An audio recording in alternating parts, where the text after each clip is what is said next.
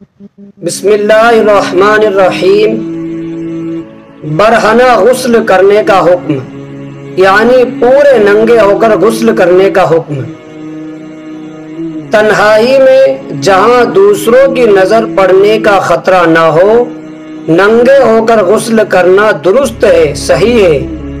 تاہم اس وقت بھی تہبند وغیرہ باندھ کر غسل کرے تو زیادہ بہتر ہے۔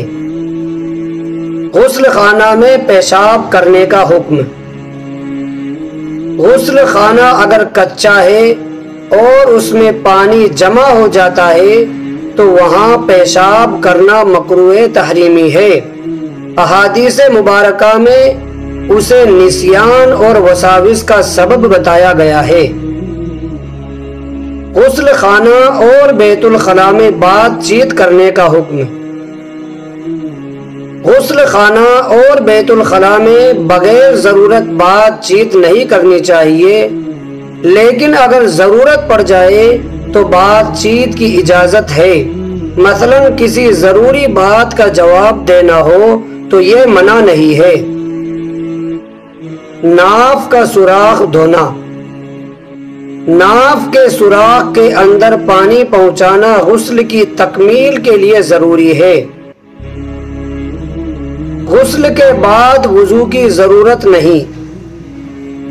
غسل کے شروع میں باقاعدہ وضو کرنا سنت ہے، لیکن اگر وضو کے بغیر غسل کر لیا جائے تو اب بعد میں وضو کی ضرورت باقی نہیں رہتی، اس لیے کہ تمام اعضاء پر پانی پہنچ جانے کی وجہ سے طہارت کبریٰ کے ساتھ طہارت صغریٰ بھی حاصل ہو جاتی ہے، یعنی بڑی پاکی کے ساتھ چھوٹی پاکی بھی حاصل ہو جاتی ہے۔